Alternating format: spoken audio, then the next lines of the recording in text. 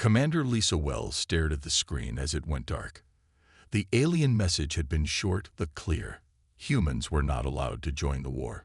She sat back in her chair on the bridge of the Earth ship Defender and tried to make sense of it. "They just banned us," she said. Her brown eyes narrowed as she looked at the other officers on the bridge. Everyone seemed confused. It had only been 3 weeks since Earth first made contact with the Galactic Confederation, a group of 17 alien species. The Confederation had been fighting a long war against strange beings called the Void Reapers for over 100 years. In that first meeting, the aliens had seemed eager for Earth's help. Now, without warning, they had changed their minds. "Get me Admiral Martinez," Lisa ordered. "He needs to see this right away." 20 minutes later, Lisa sat in a large meeting room at Earth Defense Headquarters. Admiral Frank Martinez, a tall man with gray hair and a serious face, played the alien message again for the room full of military officers and scientists. The alien on the screen had blue skin with small ridges on its forehead. It spoke in a flat, mechanical voice through the translation computer. "Earth vessels are hereby forbidden from entering any combat zones in Confederation space. This is not a request. Any human ships found in battle areas will be removed by force if needed. This decision is final." Admiral Martinez turned off the screen. "They won't answer our calls now. We need to understand why they shut us out." Dr. Samantha Young raised her hand. She was Earth's top expert on alien biology and behavior. Her red hair was pulled back in a tight bun, and she looked more worried than anyone else in the room. "Sir, this isn't normal diplomatic behavior," she said. "The Confederation is losing their war. They need allies. Something about humans specifically must frighten them." "Frighten them?" asked Captain Ryan Nelson from across the table. "How could we scare them? Their ships are far more advanced than ours." Dr. Young shook her head. "I don't think it's our technology they fear. Look at this footage from last week." She played a video showing a meeting between human soldiers and alien warriors. The aliens kept their distance. When one human soldier moved suddenly to shake hands, 3 aliens stepped back quickly, their bodies showing signs of stress. "They're afraid of something about us," Dr. Young said. "Something biological or psychological, not technological." Admiral Martinez frowned. "The Council has already agreed to honor their request. We'll stay out of their war zones." "Sir," Lisa spoke up, "we need to know why. If humans are somehow dangerous to these aliens, we should understand how and why." The room went quiet. After a long moment, Admiral Martinez nodded slowly. "What do you suggest, Commander Wells?" "Let me put together a small team," Lisa said. "We'll find answers without starting a diplomatic crisis." The Admiral looked at her for a long moment. "This would have to be unofficial. If you're caught, Earth will deny any knowledge of your mission." "I understand, sir." After the meeting, Dr. Young caught up with Lisa in the hallway.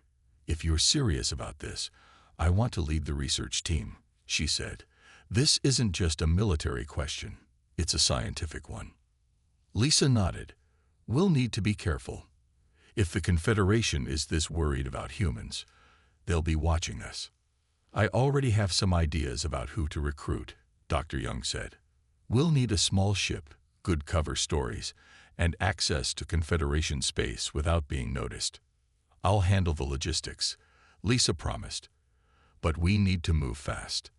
My gut tells me there's something big happening here, and Earth needs to know what it is." As they walked away to begin planning, neither woman noticed the small drone hovering in the corner of the ceiling. Its lens focused on them briefly before flying away down a ventilation shaft. The mission to discover why humans were banned from galactic war had already begun, and somewhere among the stars, both the Confederation and the mysterious Void Reapers were watching Earth with growing concern. Dr. Samantha Young looked at the small team she had gathered in the hidden launch bay. They stood beside their ship, a medium-sized science vessel that had been painted to look like a civilian transport. The fake name Lucky Star was now painted on its side. This mission is not approved by Earth government, she reminded them. If we're caught, we're on our own. Lieutenant Jack Foster nodded. He was in charge of weapons and tactics, a tall man with short brown hair and quick eyes that missed nothing. We all understand the risks, Doctor. Beside him stood Maria Rodriguez, their communications expert. She was shorter than the others, but had the best record for learning alien languages in the Earth fleet. I studied all 17 Confederation language patterns, she said. I should be able to understand most of what we hear. Paul Jenkins, their engineer, was busy checking equipment. He had dark skin and strong hands that could fix almost anything. The ship is ready, he said without looking up. I've masked our energy signature to look like a common trade vessel. The last member of their team was Alan Brooks, head of security. He was older than the others with a scar across his chin from an old battle. I've loaded standard weapons only, he said. Nothing that would identify us as military. Dr. Young looked at them all and took a deep breath. Remember our cover story. We're independent researchers collecting mineral samples. Let's move out. 2 hours later, they slipped past Earth's outer defense ring. No alarms sounded. No ships followed them. Their plan was working so far. Setting course for Proxima Station, Paul said as he worked the controls. We should arrive in 5 days if we don't run into trouble. For the first 3 days, they saw nothing but empty space. On the 4th day, Maria called them all to the bridge. I'm picking up Confederation signals, she said. A lot of them. They're talking about increased patrols near human space. Jack frowned. They're watching us more closely than we thought. As they approached Proxima Station, they could see it was enormous. A massive wheel-shaped structure with ships from dozens of worlds coming and going. Lights of all colors blinked across its surface, and long docking arms reached out to grab arriving vessels. This is it, Dr. Young said. The biggest trading hub in this sector. If anyone has information about why humans are banned, we'll find it here.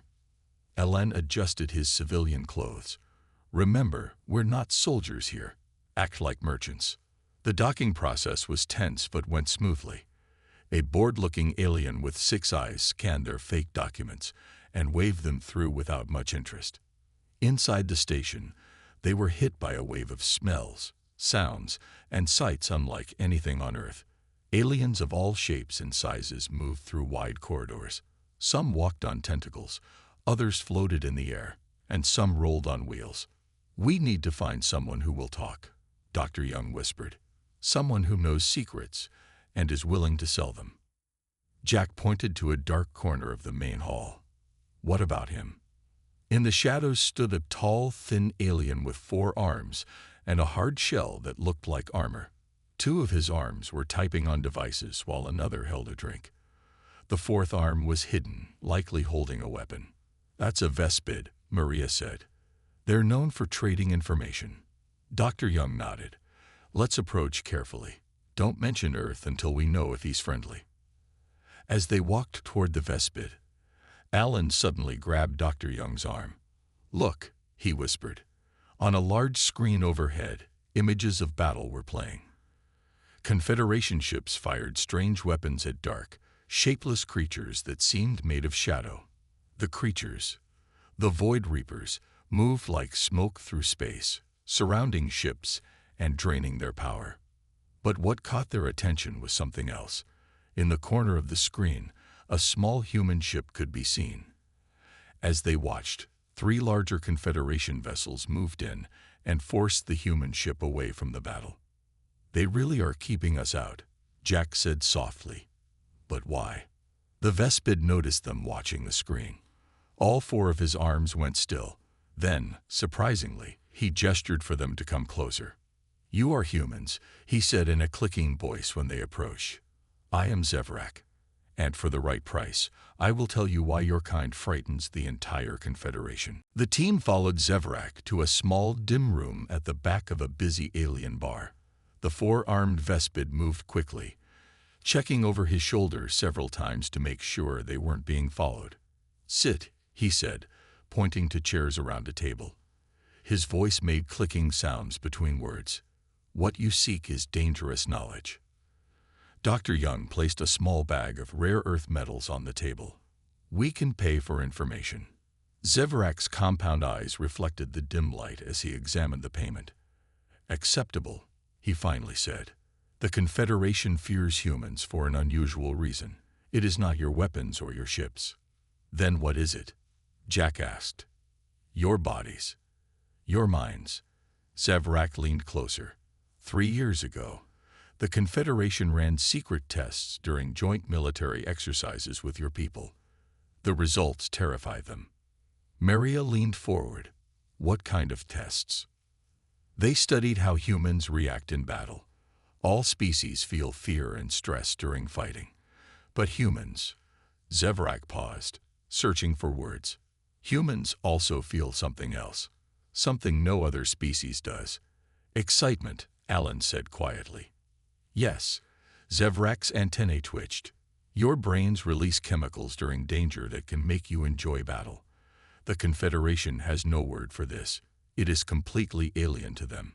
Dr. Young pulled out a small device and showed Zevarak an image of a human brain scan. Are you talking about adrenaline? Endorphins? The alien studied the image. These and more. The combination is unique to humans. The Confederation scientists called it battle euphoria. They found that in the right situation, humans can be afraid and happy at the same time. Paul shook his head. That's just basic human biology. Why would that scare them? Zevarak looked around nervously before answering. Because it makes you unpredictable. All other species fight by rules and patterns. They retreat when pain or fear reaches certain levels. Humans sometimes fight harder when hurt or scared. Jack nodded slowly. That's true. It's called fight or flight response. But for humans, fight often wins. There is more, Zevarak continued. The Confederation found that humans form strong emotional bonds during combat. You will die for each other, for your team.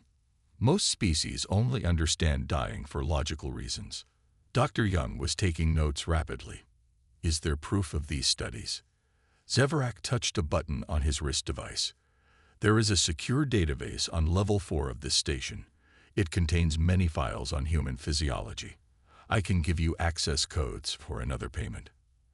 After they paid again, Zevarak gave them detailed instructions on how to reach the database. As they prepared to leave, he grabbed Dr. Young's arm with one of his 4 hands. Be careful, he warned. If you are caught, the punishment will be severe. The Confederation has classified all information about human combat responses as top secret. That night, the team split into 2 groups. Dr. Young and Maria went to the public areas of the station to gather more information, while Jack, Paul, and Alan prepared to break into the restricted database. At exactly midnight station time, Alan disabled the security sensor while Paul hacked the door lock. Jack stood guard as they entered the quiet, dark server room. We have 10 minutes before the security system resets, Paul whispered as he connected their device to the main computer. Let's hope Zevarak's codes work. The screen lit up with thousands of files. Paul quickly searched for anything related to humans. Suddenly, he found a folder labeled Omega Protocol, Human Combat Psychology. This is it, he said, copying the files as fast as possible. There's a lot here: detailed brain scans, chemical analysis, behavioral studies. Alan checked his watch. 2 minutes left. As Paul disconnected their device, an alarm suddenly blared. Red lights flashed across the room. Someone's coming, Jack said, drawing his weapon.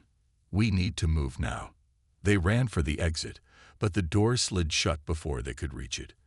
The sound of heavy footsteps approached from the hallway. There's another way, Paul said, pointing to a maintenance shaft. Through here. As they scrambled into the narrow shaft, a laser blast hit Alan in the shoulder. He grunted in pain, but kept moving. The team crawled through the dark tunnel, hearing shouts and alarms behind them. 10 minutes later, they reached their ship where Dr. Young and Maria were waiting anxiously. Did you get it? Dr. Young asked as she helped Alan to the medical bay.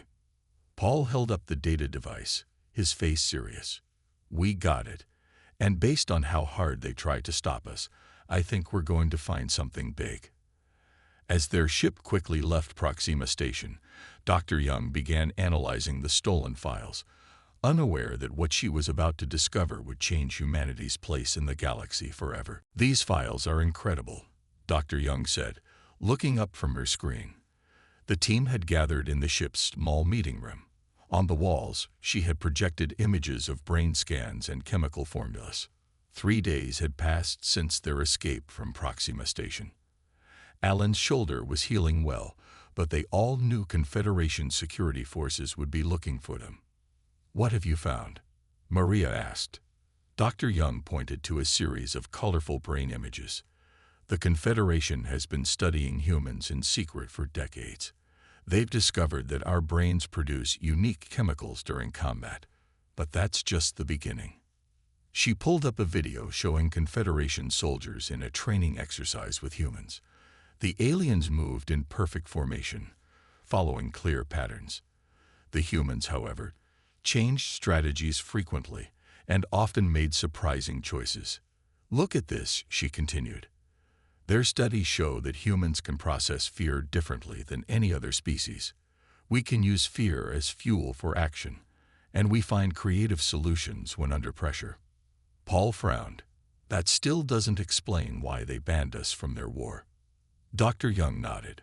You're right. There's something missing. We need to see the actual conflict to understand. Jack pulled up a star map. According to the stolen files, there's a major battle happening in the Ta Ceti system right now. It's only 2 days away at top speed. That's too dangerous, Alan argued, touching his bandaged shoulder. We barely escaped last time. We need to see this war firsthand, Dr. Young insisted. The files say the Void Reapers react differently to humans. We need to know why. After much debate, they agreed to go. Using fake identification codes from Zevrak, they disguised their ship as a medical transport and set course for Ta Ceti. When they arrived, they found chaos. Dozens of Confederation ships were engaged in battle with dark, shapeless forms that seemed to swim through space like living shadows. Those are the Void Reapers, Maria whispered, watching through the main viewport. They're beautiful in a scary way. The team observed the battle from a safe distance. The Confederation ships moved in precise formations, firing weapons in carefully timed sequences. The Void Reapers responded with equally predictable movements, almost like a dance. It's so organized, Jack said. This doesn't look like any battle I've ever seen. It's almost like a ritual. Suddenly, a nearby Confederation cruiser was hit badly. Its engines failed, and emergency signals flashed across its hull. They need help, Alan said, watching crew members evacuate in small pods. Dr. Young made a quick decision. Move us closer. We can pick up survivors. As their ship approached the damaged cruiser, they noticed something unexpected. A small, fast ship had entered the battle zone from another direction. It moved erratically, spinning and diving in ways that seemed random. That's a human ship, Paul exclaimed, checking the sensors. Someone else is breaking the ban. They watched in amazement as the lone human vessel engaged 3 Void Reapers. Instead of following typical combat patterns, it used unpredictable maneuvers, sometimes flying directly at the Reapers before veering away at the last second. Most surprising was how the Void Reapers reacted. They seemed confused by the human ship's movements, often retreating when the human vessel charged, even though they stood firm against larger Confederation ships. They don't know how to respond to unpredictable tactics, Dr. Young said excitedly. That's why they fear humans. After rescuing several stranded Confederation crew members, their ship retreated to a safe distance. The alien survivors were grateful but nervous around the human team. Later, Maria managed to establish communication with the human ship that had joined the battle. Its pilot agreed to meet them at an abandoned mining station nearby. When they docked at the station, they met Oliver Grant, a rugged man with a scar across his cheek. He seemed surprised to see other humans. "I thought I was the only one crazy enough to get involved in this war," he said with a grin. "Let me guess. You're trying to figure out why they banned us too." Dr. Young nodded. "And we're getting closer to the answer." Oliver looked around before speaking softly. "I've been fighting alongside these aliens for months now. I can tell you one thing for sure. There's something very strange about this war. And it has everything to do with how humans fight. I've been fighting for Confederation commanders who hire me secretly," Oliver explained as they sat in the old control room of the abandoned mining station. The lights flickered overhead, casting shadows on his weathered face. "They pay well?" Jack asked. Oliver laughed. "Very well. Because I can do what their pilots can't, fight unpredictably. But there's something bigger going on here." He pulled out a small device and showed them a recording of Void Reapers retreating from his ship. "They hate fighting humans. Watch how they pull back when I charge at them. They'd never do that with Confederation ships." Dr. Young leaned forward. "What do you think it means?" "I think they're afraid of us," Oliver said. "Not our weapons. Us. How we think. How we fight." Maria spoke up. "The files we found suggest the same thing. But we need more proof." Oliver nodded. "There's a place where you might find answers. Arcturus Prime. It's the main Confederation military archive. If the full truth exists anywhere, it's there." The team exchanged nervous looks. Breaking into a high-security military facility would be much more dangerous than their previous mission. "It's practically suicide," Alan warned. "I have contacts who can help," Oliver offered. "Fake military IDs, access codes. It will still be risky, but possible." After much discussion, they agreed to try. 2 days later, their ship approached Arcturus Prime, a massive space station orbiting a red giant star. Using Oliver's contacts and Zevrak's information, they had obtained Confederation military uniforms and identification cards. "Remember," Dr. Young said as they prepared to board, "we're medical researchers here to study war trauma. Stay calm and act like you belong." Security was tight, but their fake IDs worked. Once inside, they split into 2 groups. Jack, Paul, and Maria would create a distraction if needed, while Dr. Young and Alan would access the central database. As they walked through the station's long corridors, they saw Confederation officers of many species. No one gave them a second look in their disguises. Finally, they reached the archive entrance. Using the stolen access codes, they slipped inside the dimly lit room filled with data terminals. "The highest security files will be in a separate system," Ellen whispered, looking around. "There." He pointed to a standalone terminal in the corner with extra security measures. While he kept watch, Dr. Young used the special access codes Oliver had provided. After several tense minutes, the screen lit up with a warning. "Omega pur auto si odal ILs. Top secret. Command level access only." "We're in," she whispered. What they found in those files changed everything they thought they knew about the war. The first document was titled Unified Consciousness Theory, the true nature of Confederation Reaper relations. As Dr. Young read, her eyes widened in shock. "Alan," she whispered, "the Void Reapers and the Confederation, they're the same species." The files explained everything. The Confederation species shared a unique brain structure that created a psychic link between all members. This link required regular purging of built-up psychic energy to prevent mental illness. Long ago, they had developed a solution. Some of their consciousness would temporarily take energy form as Void Reapers.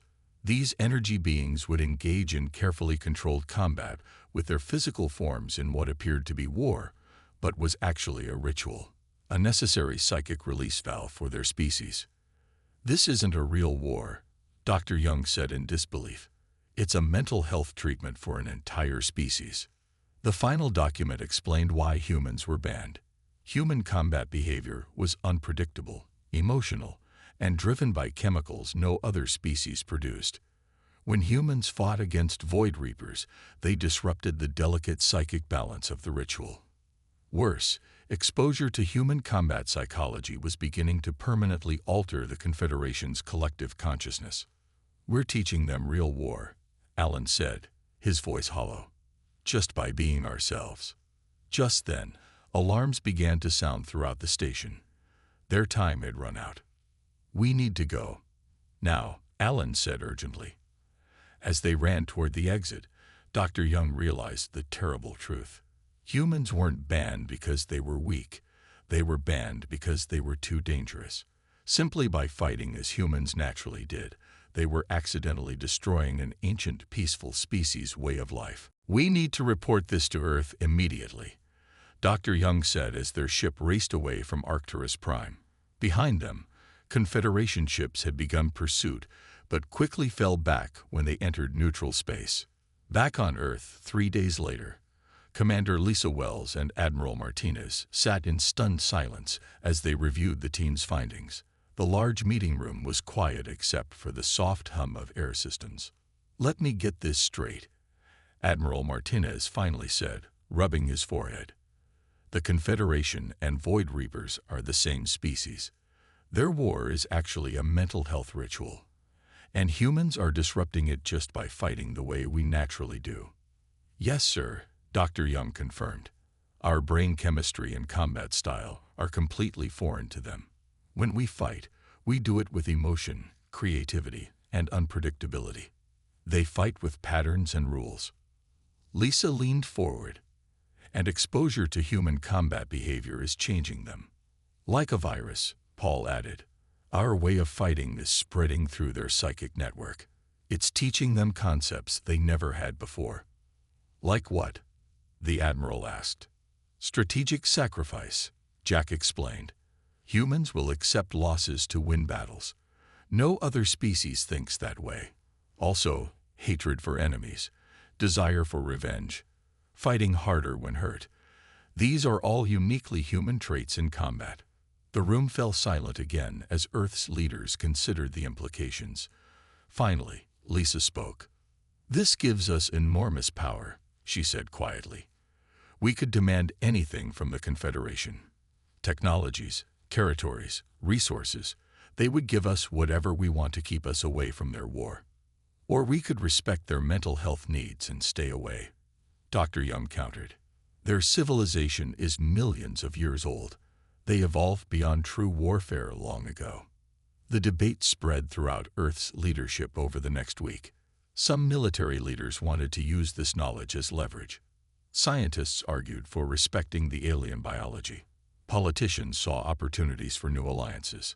During this time, concerning reports began arriving from Confederation space. Small groups of Void Reapers were beginning to break away from the main collective. They were forming independent units and using new tactics that looked remarkably human.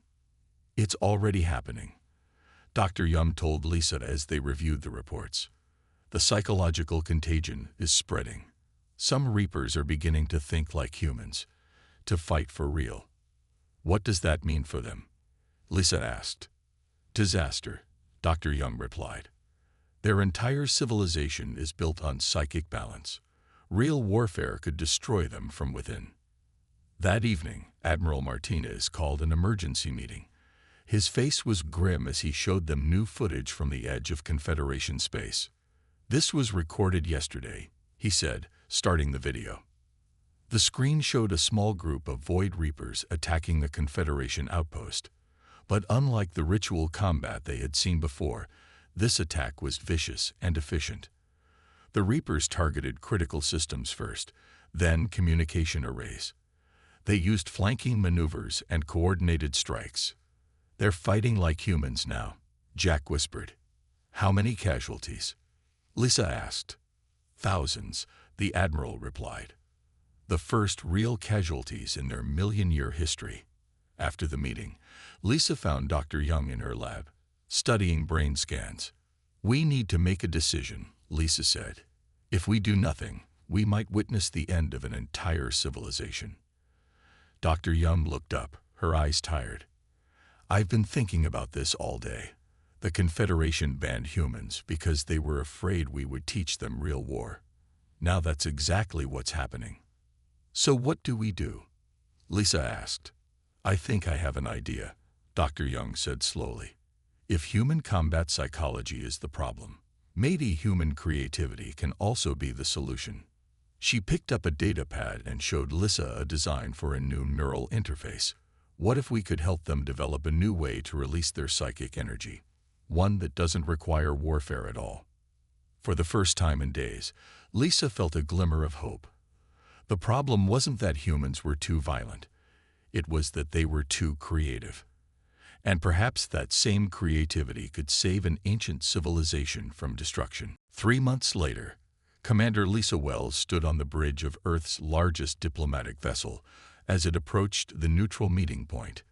Through the viewport, she could see the massive Confederation ship waiting for them. Its smooth blue surface reflected the light of nearby stars. Are we ready? She asked, turning to Dr. Young. As ready as we can be, Dr. Young replied. She looked nervous but determined. The neural interface has been tested and works. The rest depends on whether they accept our offer. Admiral Martinez joined them at the viewport. The Confederation Council is taking a huge risk meeting with us. Reports say the Void Reaper breakaway groups have grown. They're fighting real battles now. The situation had grown worse in recent months. More and more Void Reapers had begun adopting human-style combat tactics. The psychological contagion was spreading through their collective consciousness. What had once been a carefully controlled ritual was becoming actual warfare. It's now or never, Lisa said. Either we help them, or we watch their civilization tear itself apart. Instead of trying to exploit the situation, Earth had made a bold decision. They would offer the Confederation a solution. Dr. Young had developed a new technology, a specialized neural interface that could filter out the dangerous aspects of human combat psychology while preserving the creative problem-solving abilities. The two ships docked, and Lisa led the Earth delegation aboard the Confederation vessel. They were met by tall, blue-skinned aliens who regarded them with a mixture of fear and hope. The head of the Confederation Council, an elderly alien named Zorval, greeted them formally. We appreciate your willingness to help, despite our previous restrictions on your species. In a large meeting room, Dr. Young presented their proposal. She explained how the neural interface would work. Human military experts would connect with Confederation specialists in a controlled environment. Their shared consciousness would develop new ways to discharge the buildup of psychic energy without requiring warfare. We call it Project Harmonic Resolution, she explained. It uses human creativity while filtering out the aspects of our thinking that are disrupting your psychic balance. The council members discussed among themselves in their clicking language.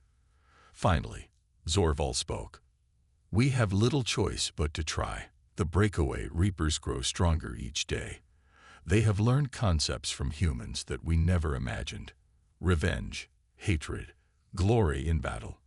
These ideas are spreading through our collective mind like a disease. 3 weeks later, the first test of Project Harmonic Resolution took place at a newly built facility in neutral space. 20 human volunteers connected their minds with 20 Confederation specialists through the neural interfaces. Lisa and Dr. Young watched nervously from an observation room as the participants entered a shared mental space. On screens around them, brain activity from both species pulsed in colorful patterns. It's working, Dr. Young whispered after several hours. Look at the energy readings. The psychic buildup is discharging safely. Over the next 6 months, the project expanded. Human creative thinking helped the Confederation develop entirely new ways to balance their collective consciousness. Instead of ritual combat, they created psychic art forms, mental architecture, and shared dream experiences that served the same purpose. 1 year after the first meeting, Lisa stood beside Zorval at a formal ceremony marking a new agreement between Earth and the Confederation. The human ban was officially lifted and replaced with a new classification, Paradigm Shifters. Your species almost destroyed us without firing a shot, Zorval told Lisa privately after the ceremony.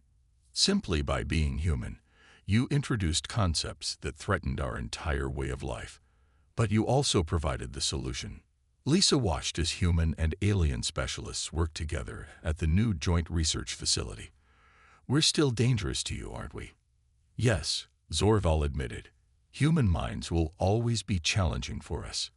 You think in ways we cannot predict. You feel emotions during battle that we never evolved. But now we understand each other better. As Lisa looked out at the stars, she reflected on humanity's strange new place in the galaxy. They had been banned from a war because they were too dangerous, not for their weapons, but for their minds. The very things that made humans frightening, creativity, emotion, and unpredictability, had ultimately become their greatest gifts to an ancient civilization. The reason humans were banned from galactic war had indeed been terrifying, but in the end, it had led to something better than victory: understanding.